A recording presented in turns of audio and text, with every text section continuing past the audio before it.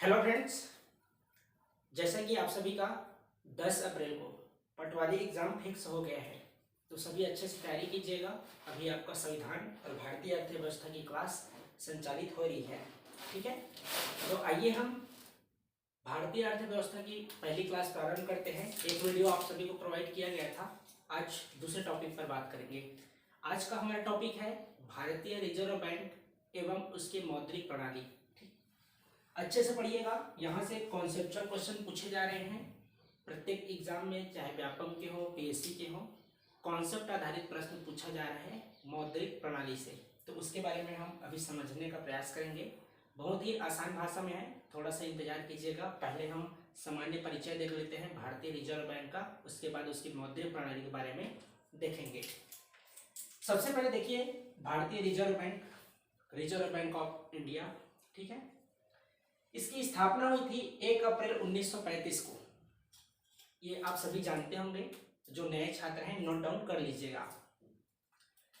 1 अप्रैल 1935 को reserve bank of India act 1934 के तहत, याद रखिएगा एग्जाम में 34 भी दिया रहता है 35 भी दिया रहता है, तो 1934 के तहत 1 अप्रैल 1935 को आरबीआई का स्थापना हुआ था। ठीक है, मुख्यालय देखिए, जिस समय 1 अप्रैल 1935 के समय इसका मुख्यालय कोलकाता में था। कहाँ था? तो कोलकाता में था। लेकिन 1937 में परिवर्तन करके कोलकाता से मुंबई इसका मुख्यालय स्थानांतरित कर दिया गया है। कब से? तो 1937 से। याद रखिएगा, पहले इसका मुख्यालय कोलकाता था, 1937 में मुंबई स्थानांतरित कर दिया गया है। Reserve bank of India act 1934 के तहत 1 अप्रैल 1935 को आरबीआई की स्थापना हुई है। दो टॉपिक हो गए। देखिए, आरबीआई का जब स्थापना हुआ था तो निजी स्वामित्व के आधार पर हुआ था।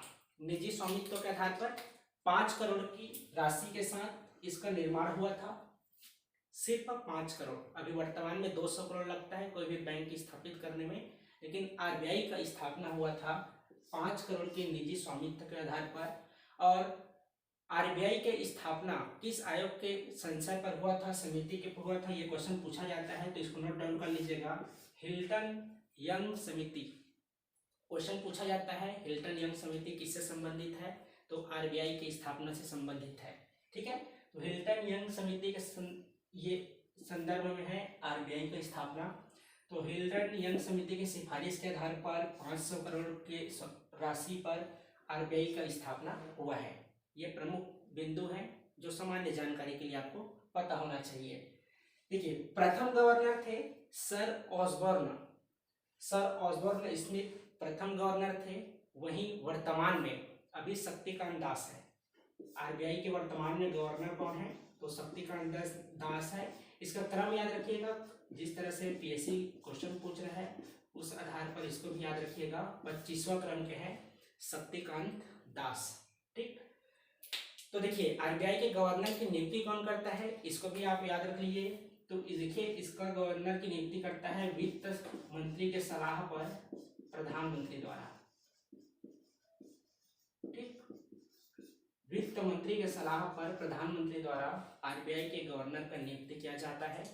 वर्तमान में शक्तिकांत दास है, 25वां क्रम के हैं। ठीक, देखिए, ये पहले निजी स्वामित्व के आधार पर हुआ था। उसके बाद 1 जनवरी 1949 को इसका राष्ट्रीयकरण कर दिया गया है। और राष्ट्रीयकरण कब हुआ है? तो 1 जनवरी 1949 को। राष्ट्रीयकरण से आशय है जो निजी स्वामित्व के क्षेत्र होते हैं उसको सरकार अपने तरफ ले लेता है, उसे राष्ट्रीयकरण कहते हैं।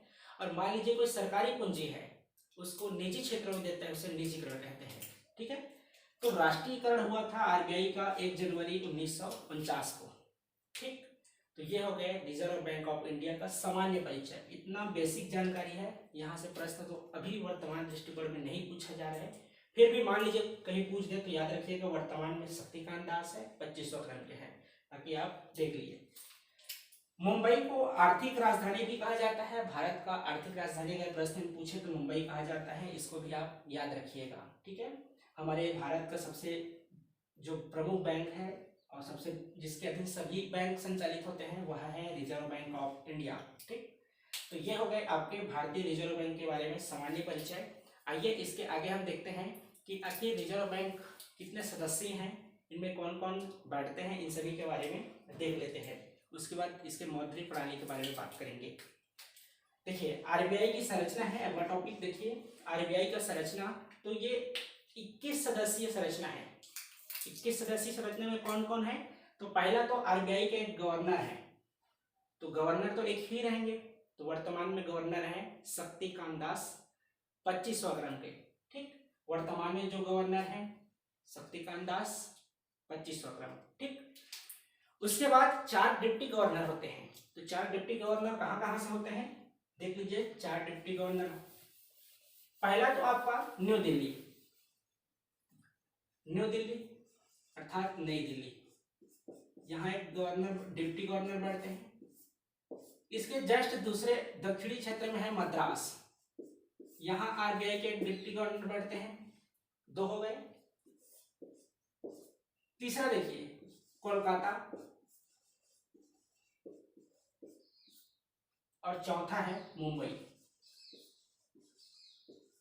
ये 4 जगह आपके डिप्टी गवर्नर बैठते हैं। पहला नई दिल्ली, दूसरा मद्रास, तीसरा कोलकाता और चौथा मुंबई। ये 4 जगह डिप्टी गवर्नर और एक गवर्नर आपके मुख्यालय में बैठते हैं। और इस तरह से 5 सदस्य हो गए। और मुख्यालय कहाँ बैठेंगे? तो रायपुर, मुंबई में। ठीक है, मुंबई आपका मुख्यालय में है, तो गवर्नर मुख्यालय में बैठेंगे। ठीक, तो ये 4 गवर्नर डिप्टी गवर्नर भी हो गए। तो 5 सदस्य हो गए 21 सदस्य में से। अगला 2 वित्त मंत्रालय द्वारा नियुक्त किए जाते हैं। जो वित्त के जानकारी अच्छा रखते हैं, उनको अर्थव्यवस्था के बारे में अच्छी जानकारी हो, तो वित्त मंत्रालय द्वारा नियुक्त किया जाता है 2 सदस्य को। अगला है गवर्नमेंट ऑफ इंडिया द्वारा 10 सदस्य को नामित किया जाता है, जो अर्थव्यवस्था की अच्छी जानकारी रखते हो, जिनको इकोनॉमिक्स की समझ हो। 10 सदस्य की नियुक्ति गवर्नमेंट ऑफ इंडिया के द्वारा किया जाता है। अगला है 4 स्थानीय बोर्ड के निर्देशक। तो इस तरह से 21 सदस्य होते हैं। इतना डीप में पूछने की तो संभावना नहीं है, फिर भी याद रखिएगा, एक गवर्नर और 4 डिप्टी गवर्नर, बाकी 21 सदस्य कुल होता है, इसको आप याद रखिएगा। ठीक है, रिजर्व बैंक ऑफ इंडिया एक प्रमुख बैंक है। इसके अंतर्गत जो विभिन्न बैंक संचालित होते हैं, वाणिज्यिक बैंक, इन वाणिज्यिक बैंक आरबीआई के प्रतिनिधि के रूप में अलग अलग क्षेत्र में कार्य करते हैं। ठीक है, 4 जगह आपने देखा, एक नई दिल्ली, मद्रास, कोलकाता और मुंबई, यहाँ डिप्टी गवर्नर बैठते हैं। शेष जगह आरबीआई के प्रतिनिधि के रूप में अन्य बैंक कार्य करते हैं। ठीक, तो ये हो गए आरबीआई की सामान्य जानकारी, उनके सदस्य संरचना के बारे में। एक बार और याद रखिएगा कि इसका लेखा वर्ष, आरबीआई का लेखा वर्ष होता है 1 जुलाई से लेकर 30 जून तक। ये आपका आरबीआई का लेखा वर्ष होता है। ठीक है, तो इसको आप प्रमुख बातों को याद रखिएगा आरबीआई के बारे में। इसके कार्य अंतिम में देखेंगे। आइए हम समझते हैं मौद्रिक नीति के बारे में। यह सबसे इंपॉर्टेंट है, इसको अच्छे से समझिएगा। मौद्रिक नीति में हम देखेंगे कि आखिर रिजर्व बैंक ऑफ इंडिया, इसके प्रमुख कार्य क्या है। तो जैसे आपका भारत, कब महंगाई बढ़ता है, किस स्थिति में बढ़ता है, कब मुद्रा अधिक मात्रा में मार्केट में आता है, इन सभी को नियंत्रित करने का कार्य रिजर्व बैंक ऑफ इंडिया करता है। तो महंगाई जब बढ़े तो उसको संतुलित करेंगे, जब मार्केट में पैसा ना हो तो किस तरह से मार्केट में पैसा भेजा जाए, लोगों के हाथ में पैसा आएगा तभी तरलता बढ़ेगा। ये सभी कार्य का दायित्व रिजर्व बैंक ऑफ इंडिया के द्वारा किया जाता है। और जो पैसा का लेन देन है कि कब ब्याज दर बढ़ाना है, कब घटाना है, कब मार्केट में पैसा भेजना है, कब नहीं भेजना है, ये सब की जो नीति तैयार की जाती है, यही आपका मौद्रिक नीति कहलाता है। ठीक है, तो इसमें देखिए मौद्रिक नीति का प्रभाव क्या होता है, यहाँ से क्वेश्चन पूछे जाते हैं, तो इसको अच्छे से समझिएगा। 2 स्थिति होगा, एक वृद्धि वाला होगा और एक कमी वाला होगा। तो बहुत आसान भाषा में आपको समझाया जाएगा, तो आप अच्छे से एक बार समझ में ना आए तो दोबारा वीडियो देख लीजिएगा, फिर भी समझ में ना आए तो कमेंट सेक्शन में बताइएगा, इससे भी और आसान भाषा में समझाने का प्रयास किया जाएगा। और प्रश्न यहीं से कूट मिलान में प्रश्न पूछे जा रहे हैं और यहीं से ही पूछे जाएंगे। ठीक, तो देखिए परिभाषा देख लीजिए, मौद्रिक नीति किसे कहते हैं? जिस नीति के अनुसार किसी देश का मुद्रा प्राधिकारी अर्थात आरबीआई मुद्रा की आपूर्ति का नियमन करता है उसे मौद्रिक नीति कहते हैं। नियमन अर्थात कब मार्केट में पैसा भेजना है और कब मार्केट से पैसा अपने पास वापस लेना है, इन सभी के बारे में जो नियमन का कार्य करता है रिजर्व बैंक ऑफ इंडिया, इसे ही आपका मौद्रिक नीति के नाम से जानते हैं। ठीक है, एक तो भेजना हो गया, दूसरा वापिस, ये हो गया आपका मौद्रिक नीति। तो आइए हम समझते हैं कि किस तरह से मौद्रिक नीति अपनाया जाता है। इसके बारे में आप सभी सुने हैं लेकिन आपको समझ नहीं है, तो आइए इसको आपको समझाते हैं। सबसे पहले देखिए CRR। CRR मतलब कैश रिजर्व रेशियो, नगद कोष अनुपात। नगद कोष अनुपात अर्थात एक प्रमुख बैंक हो गया आपका RBI। ठीक, ये आपका प्रमुख बैंक है RBI, समझिएगा अच्छे से। RBI एक प्रमुख बैंक हो गया, इसके अधीन जितने भी बैंक आते हैं, चाहे ICICI हो, चाहे SBI हो, HDFC हो एवं अन्य जितने भी वाणिज्यिक बैंक हैं, RBI के अंतर्गत जितने भी वाणिज्यिक बैंक आते हैं, इनको अपने राशि का कुछ हिस्सा स्वयं के पास जमा रखना होता है। जमा रखना इसलिए है कि मान लीजिए कभी RBI को आवश्यकता हो तो वाणिज्यिक बैंक से वे पैसा ले सके, तो कुछ प्रतिशत अपने जितने भी जमा पूंजी हैं उनमें से कुछ प्रतिशत वाणिज्यिक बैंकों को अपने के पास जमा रखना होता है। तो मान लीजिए जितने वाणिज्यिक बैंक हैं, ये समझाने के लिए आपको बताया जा रहा है, मान लीजिए वाणिज्यिक बैंक के पास 100 रुपए है। ठीक है, तो वाणिज्यिक बैंक के पास 100 रुपए है, इसमें से आपको कैश रिजर्व रेशियो के रूप में 3 से 4 रुपए, 3 से 4 रुपए स्वयं के पास जमा रखना है। ठीक है, तो इनके पास कितने रुपए बच गया? 96 रुपए। ठीक, 3 से 4 रुपए का तो स्वयं के पास जमा हो गया। वाणिज्यिक बैंक जितने भी वाणिज्यिक बैंक है उनके पास 3 से 4 रुपए जमा पूंजी के रूप में है, जबकि 96 रुपए को वे मार्केट में लोन के रूप में प्रोवाइड करेंगे। देखिए बैंक लोन से ही पैसा कमाते हैं, ठीक, ब्याज व्याज से। तो देखिए 3 से 4 रुपए उनके पास जमा हो गया है, 96 रुपए मार्केट में देने के लिए उनके पास पैसा है। तो इनका प्रभाव देखिए, कैश रिजर्व रेशियो जब वृद्धि किया जाएगा तो बैंक के पास पैसा देने के लिए, ब्याज देने के लिए कम पैसा बचेगा। मान लीजिए कैश रिजर्व रेशियो का मान घटाया जाएगा तो वाणिज्यिक बैंकों के पास मूल जमा राशि कम होगा और ब्याज देने के लिए पैसा अधिक होगा। तो इससे प्रभाव क्या पड़ेगा? तो देखिए कैश रिजर्व रेशियो, नगद कोष अनुपात। अभी बताएं कि मान लीजिए कैश रिजर्व रेशियो का मान बढ़ जाता है तो ब्याज देने के लिए पैसा कम होता है, तो बैंक के पास जमा कम हो गया ब्याज देने के लिए। कैश रिजर्व रेशियो का मान जब बढ़ाते हैं तो बैंक के पास जमा राशि कम पड़ जाता है ब्याज देने के लिए।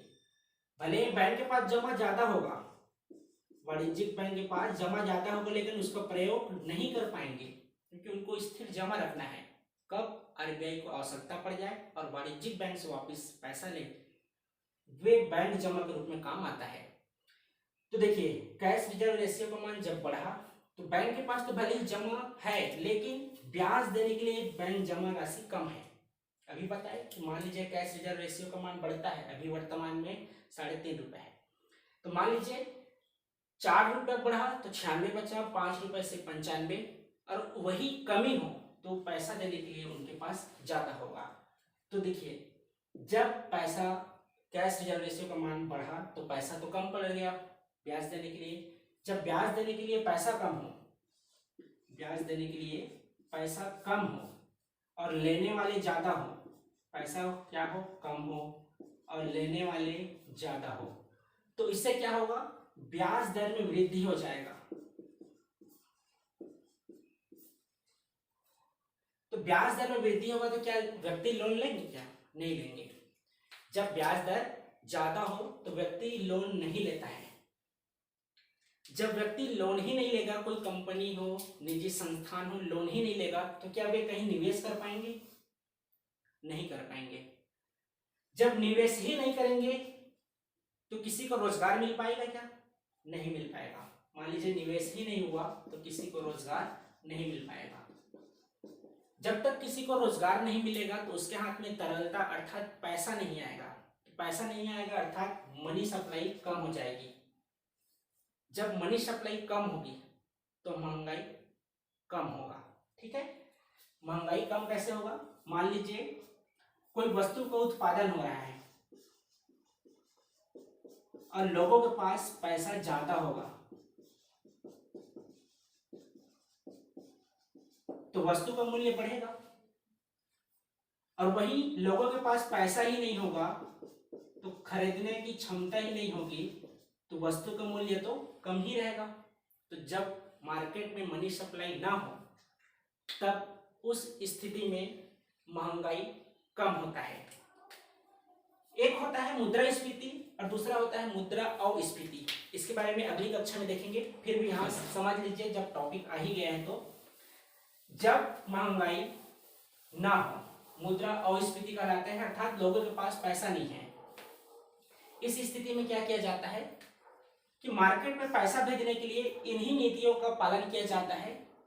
तो मुद्रास्फीति में गवर्नमेंट अपने पास पैसा कोशिश करता है कि किस तरह से मार्केट से पैसा वापस लिया जाए, और मुद्रा अस्फीति की स्थिति में यह कोशिश किया जाता है कि मार्केट में पैसा किस तरह से भेजा जाए।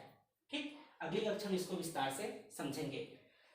तो देख लिए पहला क्या स्थिति हुआ, कैश रिजर्व रेशियो का मान जब बढ़ा तो बैंक के पास ब्याज देने के लिए कम पैसा हुआ, इसलिए ब्याज दर में ज्यादा वृद्धि हुई। जब ब्याज दर में वृद्धि हुआ तो लोग लोन कम लेने लगे। जो भी कंपनी स्थापित करने वाले थे वे भी लोन नहीं लिए। लोन नहीं लेंगे तो निवेश ही नहीं होगा, निवेश नहीं होगा तो किसी को रोजगार नहीं मिलेगा, और जब तक किसी को रोजगार नहीं मिलेगा उनके हाथ में तरलता नहीं आएगा, और जब तक तरलता नहीं आएगा महंगाई स्थिर रहेगी। तो देखिए एक स्तर तक महंगाई स्थिर ठीक है, लेकिन ज्यादा ही डाउन हो जाए उस स्थिति में जो वस्तु का उत्पादन करते हैं उनको कोई बेनिफिट नहीं होता है। ठीक है, तो इसके बारे में हम पढ़ेंगे मुद्रास्फीति में। ठीक है, तो एक तो प्रभाव पहला हुआ वृद्धि के बारे में, यही दूसरा आपको मान लीजिए कैश रिजर्व रेशियो का मान कम हो तो स्थिति दूसरा है, एक कमी दूसरा वृद्धि, तो दूसरा कमी हो। इस स्थिति में बैंक के पास ब्याज देने के लिए पैसा ज्यादा होगा। अभी बताइए आपको, मान लीजिए CRR अभी 4 है, 4% है मान लीजिए, तो लोगों को जो बैंक है उसके पास पैसा 96 रुपये बचता है, और इसी में मान लीजिए कमी कर दिया जाए, मान लीजिए 2% करते हैं तो 98 रुपये ब्याज देने के लिए बढ़ता है। हम सिर्फ 100 रुपये के रूप में बात कर रहे हैं, जबकि वहां आपको 200 करोड़ से कम में बैंक स्थापित नहीं हो सकता है। तो मोटी मोटी समझिए, कैश रिजर्व रेशियो का मान जब कम होगा तो बैंक के पास पैसा देने के लिए ज्यादा होगा, तो बैंक के पास पैसा देने के लिए ज्यादा होगा तो ब्याज दर में क्या होगा, कमी आएगा, कमी आएगा। तो निवेशक हैं वो निवेश करने के लिए लोन लेंगे, लोन का मान कम होगा, निवेशक निवेश करेंगे तो लोगों को रोजगार मिलेगा, जब रोजगार मिलेगा तो लोगों के पास पैसा आएगा, और जब लोगों के पास पैसा आएगा उस स्थिति में महंगाई वृद्धि होती है। तो इस तरह से पहला संतुलित किया जाता है नगद कोष अनुपात के बारे में। जितने भी आपको बताया जा रहा है cash reserve ratio, SLR, repo rate, reserve repo rate, bank rate, MSF, open market organisation, इन सभी के माध्यम से मौद्रिक नीति अपनाया जाता है। तो जब भी एग्जाम देने जाएंगे आप करंट इसके डाटा के अनुसार याद करके जाएंगे। अभी आपको एग्जाम्पल के तौर पर समझाया जा रहा है। ठीक है, वैसे आपको ग्रुप में मैं शेयर कर देता हूँ, इसको भी शेयर कर दूंगा। जो छात्र टेलीग्राम ग्रुप ज्वाइन नहीं किए हैं ज्वाइन कर लीजिएगा। तो पहला हम देख लिए कैश रिजर्व रेशियो के बारे में, अर्थात बैंक अपने पास स्वयं जितना पूंजी है उसमें से कुछ प्रतिशत स्वयं के पास रखता है, ये कैश रिजर्व रेशियो कहलाता है। अगला है SLR देखिए वैधानिक तरलता अनुपात, ये आपका इंपॉर्टेंट हो जाता है। वर्तमान में है 18.5%। जब भी एग्जाम देने जाएंगे इसको अपडेट करके जाएंगे। तो देखिए SLR का मान है 18.5%। SLR होता क्या है ये समझ लीजिए। SLR होता क्या है देख लीजिए। मान लीजिए कोई वाणिज्यिक बैंक है, वाणिज्यिक बैंक से आशय है RBI के अधीन जितने बैंक कार्य करते हैं ये वाणिज्यिक बैंक के अंतर्गत आते हैं। वाणिज्यिक बैंक के पास 100 रुपए है, तो एसएलआर में होता यह है कि वाणिज्यिक बैंक को अपने धनराशि का कुछ हिस्सा एसएलआर के रूप में आरबीआई के पास जमा करना रहता है। वाणिज्यिक बैंक को अपने मूल पूंजी का कुछ हिस्सा, अर्थात वर्तमान में 18.5% है, तो 18.5% आरबीआई के पास जमा करना होता है। तो जमा किस फॉर्म में करेंगे? एक तो विदेशी मुद्रा, दूसरा सोना, तीसरा प्रतिभूति, चौथा बॉन्ड। इन सभी के रूप में वाणिज्यिक बैंक आरबीआई के पास अपनी धनराशि का एक हिस्सा जमा करते हैं, और जो जमा हिस्सा होता है वही आपका एसएलआर कहलाता है। ठीक है, वैधानिक तरलता अनुपात। तो देखिए 18.5% वर्तमान में है, तो वाणिज्यिक बैंक 18.5% आरबीआई के पास जमा करता है, तो बैंक के पास मूल पूंजी कितना बचा?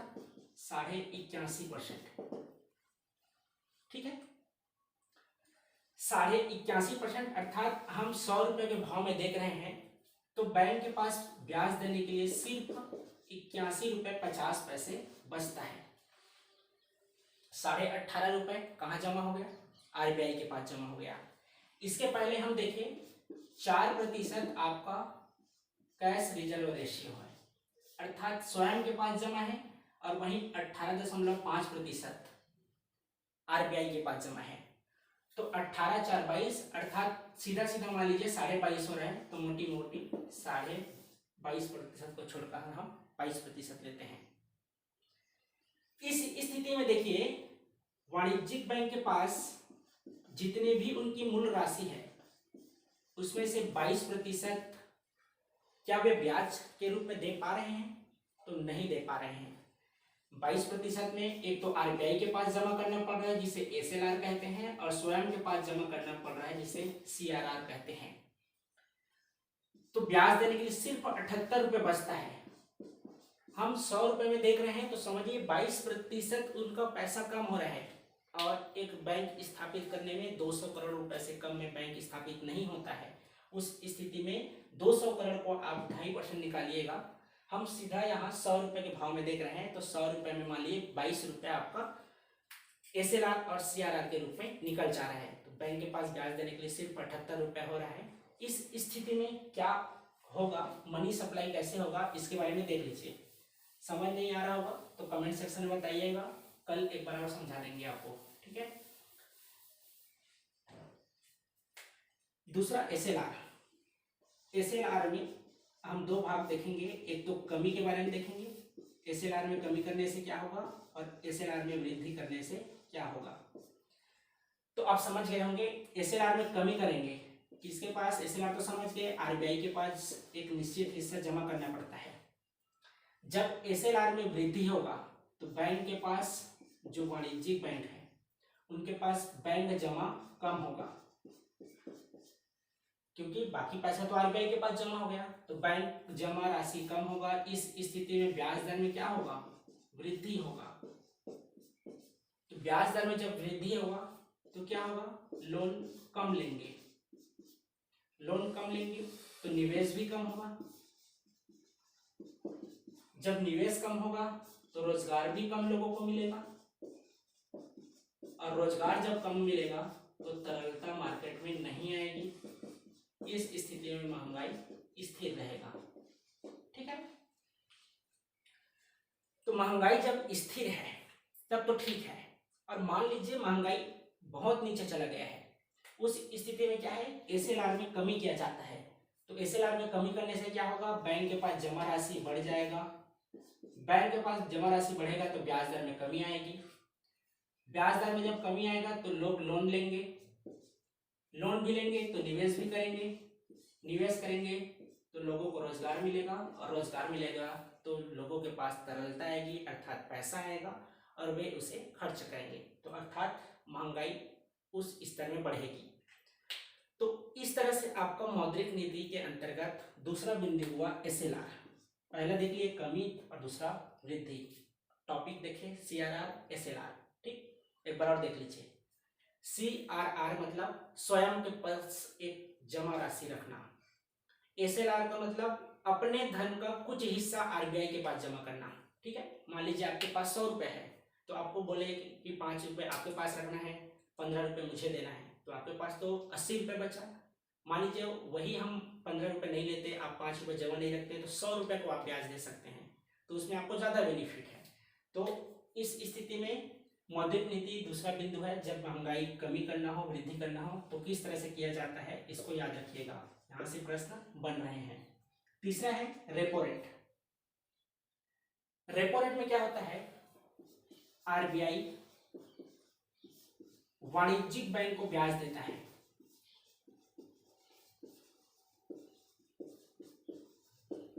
अल्पकालिक ऋण, अल्पकालिक जो ऋण देता है वही आपका रेपो रेट के नाम से जाना जाता है। आरबीआई वाणिज्यिक बैंक को अल्पकालिक ऋण जो देता है वह रेपो रेट के नाम से जाना जाता है, जबकि दीर्घकालिक जो ऋण दिया जाता है वह बैंक रेट के नाम से जाना जाता है। ठीक है, और जो अल्पकालिक है रेपो रेट। समझ गए? आरबीआई जब वाणिज्यिक बैंकों को लोन देती है, अल्पकालिक ऋण को रेपो रेट के नाम से जाना जाता है, जबकि दीर्घकालिक जो ऋण दिया जाता है उसे बैंक रेट के नाम से जाना जाता है। आइए देखते हैं रेपो रेट का मान बढ़ाने से क्या होगा और बैंक रेट का मान बढ़ाने या घटाने, दोनों स्थिति देखेंगे। इस स्थिति में क्या होगा समझिए। 2 बिंदु समझ गए। तीसरा बिंदु है आपका रेपो रेट। आरबीआई के द्वारा वाणिज्यिक बैंक अल्पकालिक लिखा हुआ है, वही है आरबीआई के द्वारा जब वाणिज्यिक बैंकों को अल्पकालिक ऋण दिया जाता है तो ये आपका रेपो रेट के नाम से जाना जाता है। मान लीजिए रेपो रेट का मान ज्यादा हो, आरबीआई किसी को ऋण दे रही है, मान लीजिए रेपो रेट का मान 5% है, इसको अपडेट करके जाइएगा जब भी एग्जाम देने जाएंगे, तो 5% में ठीक है, वाणिज्यिक बैंक ब्याज ले लेंगे, और यही 5% से 10% हो बैंक रेट क्या होता है इसके बाद देखेंगे। तो रेपो रेट 5% से बढ़ाकर 10% कर दिया जाए, वो भी अल्पकालिक। इस स्थिति में बैंक कर्ज लेंगे क्या? नहीं लेंगे। तो बैंक क्या है, कर्ज नहीं लेंगे। उस स्थिति में उनके पास पैसा कम होगा, जब पैसा कम होगा तो लोन भी कम लोगों को दे पाएंगे, तो लोन देने के लिए पैसा कम है तो ब्याज दर में तो वृद्धि होगा ही होगा। पिछले 2 बिंदु से देख रहे हैं, तो ब्याज दर में जब कमी हो तो क्या है, ब्याज लेते हैं, लेकिन यहाँ पर लोन देने के लिए पैसा कम है, ब्याज दर में जब वृद्धि हो रहा है तो क्या निवेशक लोन लेंगे? नहीं लेंगे। जब तक निवेशक लोन नहीं लेंगे तो कहीं निवेश नहीं करेंगे, जब निवेश नहीं करेंगे तो किसी को रोजगार नहीं मिलेगा, और जब रोजगार नहीं मिलेगा तो मनी सप्लाई में कमी आएगी, तो लोगों के पास तरलता नहीं आएगा। इस स्थिति में महंगाई स्थिर रहेगी। जो 2 बिंदु समझ गए, आगे आपको समझने में आसानी होगा। यही तीसरा वृद्धि हो गया। कमी देखिए, मान लीजिए रेपो रेट का मान कम हो, 5% से 2%, 3% हो, तो आसानी से वाणिज्यिक बैंक ब्याज ले लेंगे।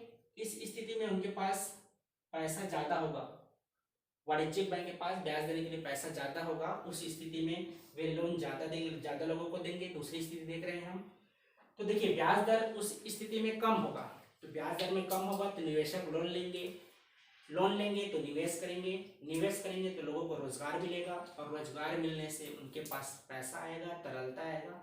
इस स्थिति में जब मनी सप्लाई मार्केट में होता है, उस स्थिति में महंगाई में वृद्धि होती है। ठीक है, तो ये हो गया आपका तीसरा बैंक रेट के बारे में। और अगला चौथा बिंदु है reverse repo rate. Reverse repo rate, जब वाणिज्यिक बैंक से आरबीआई ऋण ले, वाणिज्यिक बैंक से आरबीआई ऋण ले, उसे रिवर्स रेपो रेट के नाम से जाना जाता है। तो रिवर्स रेपो रेट और रेपो रेट, एक प्रश्न पूछा जाता है कि रिवर्स रेपो रेट का मान ज्यादा होता है कि रेपो रेट का मान ज्यादा होता है।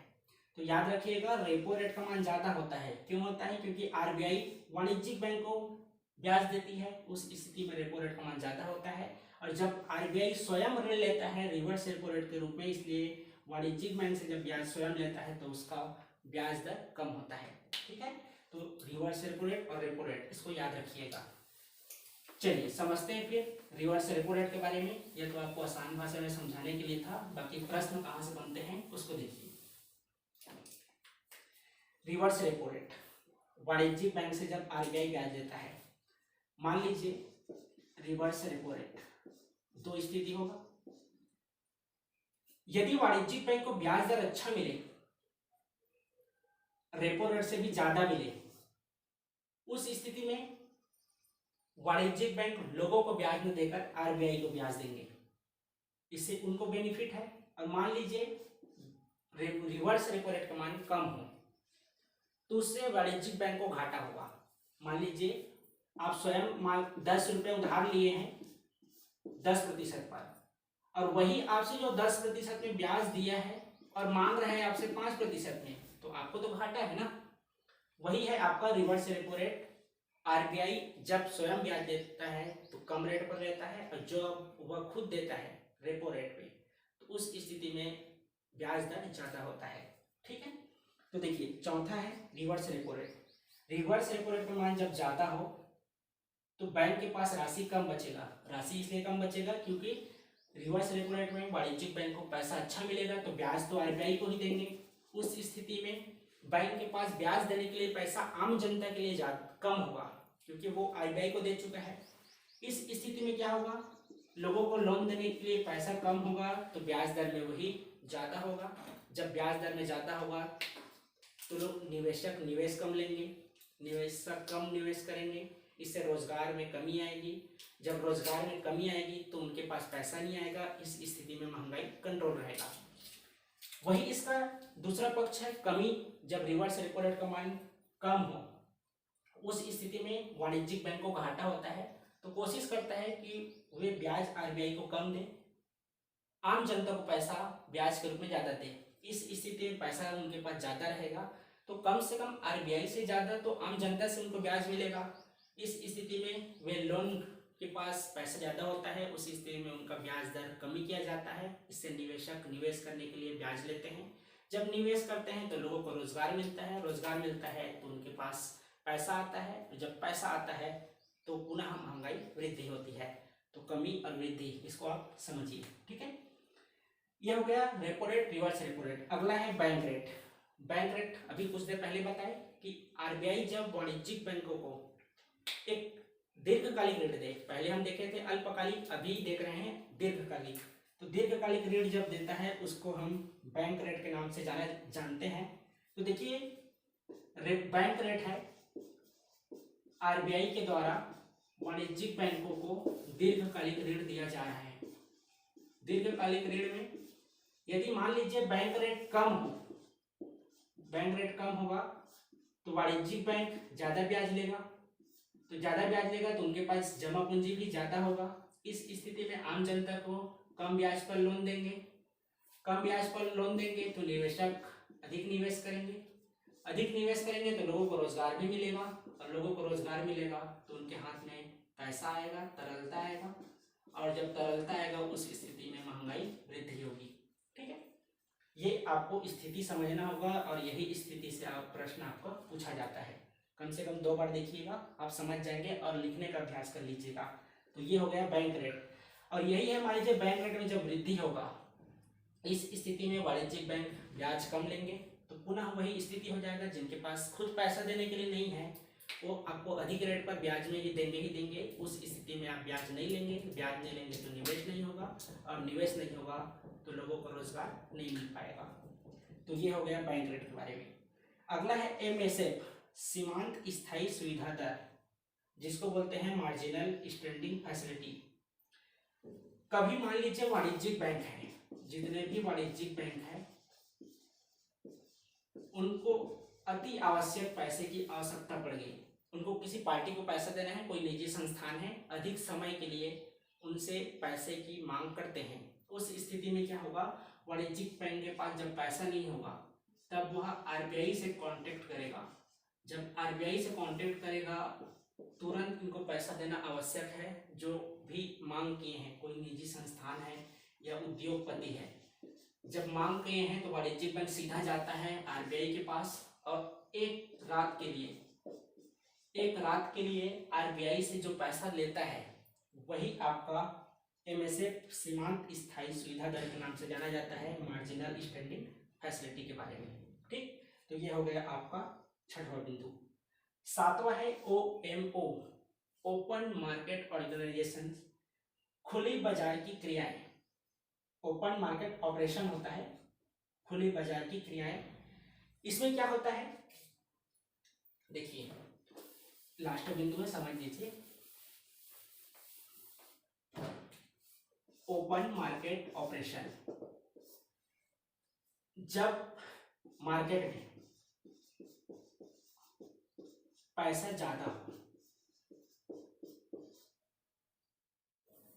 पैसा ज्यादा हो और दूसरा पैसा कम हो, इस स्थिति में ओपन मार्केट ऑर्गेनाइजेशन खुली बाजार की नीति अपनाई जाती है।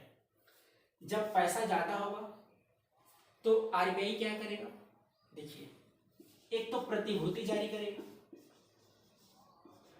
और दूसरा बॉन्ड जारी करेगा।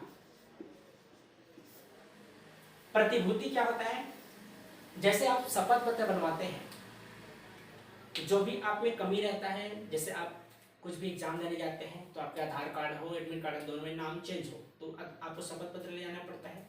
वैसे ही होता है आपका प्रतिभूति, जिसमें लिखा रहता है कि आपसे आरबीआई कितना रुपए ब्याज के रूप में ले रही है। मान लीजिए 100 रुपए ले रहे हैं तो उसमें प्रतिभूति में लिखा रहेगा कि आपका जो भी नाम है उनको 100 रुपए उनका पैसा हम लिए हैं, उस तरह से उस प्रतिभूति में लिखा रहता है। उसका वैलिड डेट लिखा रहता है, ब्याज दर लिखा रहता है, सारी जानकारी उस प्रतिभूति में शामिल रहता है। तो ये हो गया प्रतिभूति जारी कौन करता है, तो आरबीआई जारी करता है। कब करता है, जब मार्केट में पैसा बहुत ज्यादा हो, महंगाई बढ़ रही है, उस स्थिति में प्रतिभूति जारी किया जाता है ताकि महंगाई को कंट्रोल किया जा सके। तो कंट्रोल कैसे करेंगे, प्रतिभूति जारी कर कर। तो प्रतिभूति जारी करेंगे तो मान लीजिए पैसा जब ज्यादा होगा लोगों के पास तो महंगाई वृद्धि तो होगा ही होगा। इस स्थिति में प्रतिभूति का जो 90 रुपए, प्रतिभूति का मूल्य 90 रुपए है, उस स्थिति में महंगाई को कंट्रोल करने के लिए आरबीआई आपको 90 रुपए की जगह 100 रुपए देगा। क्यों देगा, क्योंकि महंगाई को उनको कंट्रोल करना है। आपके पास जो मुद्रा है उसको अपने पास लाना है, तो पैसा वापस आने के लिए आपको कम की जगह ज्यादा देंगे तभी आप उनको पैसा देंगे। तो 90 रुपए की प्रतिभूति को 100 रुपए में आरबीआई खरीदता है। कब की स्थिति में, जब मार्केट में पैसा ज्यादा होता है उस स्थिति में। और इसी में दूसरा मान लीजिए 90 रुपए की जगह 80 रुपए में भी खरीदा जाता है। कब खरीदा जाता है, जो बेचा जाता है 90 रुपए की जगह में 80 रुपए में बेचा जाता है। कब बेचा जाता है, जब मार्केट में पैसा ना की स्थिति में हो। तो मार्केट में पैसा सप्लाई करना है तो प्रतिभूति का मान कम करना पड़ेगा। तो प्रतिभूति का मान कम करने के लिए, मार्केट में पैसा लाने के लिए आपके मौद्रिक नीति के अंतर्गत ओएमओ को अपनाया जाता है, ओपन मार्केट ऑपरेशन, खुली बाजार की नीति है। इसमें आपका प्रतिभूति और बॉन्ड का क्रय विक्रय होता है। जब पैसा लोगों के पास ज़्यादा होता है तो प्रतिभूति इसलिए जारी करते हैं ताकि पैसा को कंट्रोल किया जा सके। मान लीजिए मार्केट में पैसा है ही नहीं, उस स्थिति में प्रतिभूति जारी करने का कोई मतलब ही नहीं रहता है। तो ये हो गया आपका ओपन मार्केट ऑर्गेनाइजेशन के बारे, ऑपरेशन के बारे में। तो इस तरह से आपकी मौद्रिक नीति है। आरबीआई इन सभी बिंदुओं के आधार पर मार्केट में कब पैसा भेजना है, कब मार्केट से पैसा वापस लाना है, इन नीतियों के माध्यम से ही मनी सप्लाई को मार्केट में कमी करना, वृद्धि करने का कार्य किया जाता है। तो आपको दो भाग में बताया गया है, एक कमी और एक वृद्धि के बारे में। इस तरह से आपका मौद्रिक नीति कंप्लीट होता है। अगला टॉपिक हम मुद्रास्फीति के बारे में पढ़ेंगे ताकि आपको समझने में आसानी हो। मुद्रास्फीति के बाद राष्ट्रीय आय के बारे में पढ़ेंगे। इन 3 बिंदुओं से सर्वाधिक प्रश्न पूछे जाते हैं, तो अच्छे से तैयारी कर लीजिएगा। और मान लीजिए इस मौद्रिक नीति में आपको कोई टॉपिक में समझ ना आया हो तो कमेंट सेक्शन में बताइएगा आपसे कहाँ समझ नहीं आया है। मुद्रास्फीति में पुनः आपको समझा दिया जाएगा यदि कमेंट सेक्शन में पूछेंगे तब की स्थिति में, ठीक है। यदि आप मेरे इस चैनल में नए होंगे तो चैनल को सब्सक्राइब कर लीजिएगा, बेल आइकन को भी क्लिक कर लीजिएगा। और पटवारी का आपको 10 अप्रैल को एग्जाम होना है तो अच्छे से तैयारी कीजिएगा, ठीक है। इसके अलावा भी देखिए, ये आपके प्रीलिम्स मुख्य परीक्षा में भी काम आएगा। स्थिति सारे एग्जाम में पूछे जा रहे हैं। तो टेस्ट सीरीज जिनको चाहिए होगा, पटवारी का हो या मुख्य परीक्षा का हो, तो टेस्ट सीरीज उपलब्ध है। 7691941488 में आप संपर्क कर सकते हैं, व्हाट्सएप मैसेज कीजिएगा, कॉल भी कर सकते हैं। इस तरह से आपका आरबीआई और मौद्रिक नीति कंप्लीट होता है। एक क्लास आपका संविधान का भी चल रहा है, दोनों की तैयारी अच्छे से कीजिएगा। ये आपके व्यापम जो 10 अप्रैल को एग्जाम होने वाला है उसके लिए फायदेमंद होगा। इसके साथ ही आपको जल्द ही जनजातीय और पंचायती राज व्यवस्था, इन दोनों को क्लास भी आपको प्रोवाइड किया जाएगा। ठीक है, तो आरबीआई के बाद जैसे ही आपका इकोनॉमिक्स कंप्लीट होता है, इकोनॉमिक्स के बाद भारतीय इतिहास प्रारंभ करेंगे। फिलहाल तो अभी 2 विषय चल रहे हैं, संविधान और भारतीय अर्थव्यवस्था। जल्द ही आपको पंचायती राज प्रारंभ होगा। तो वीडियो को लाइक कर दीजिएगा, कमेंट कीजिएगा और अपने दोस्तों के बीच शेयर कर दीजिएगा। धन्यवाद।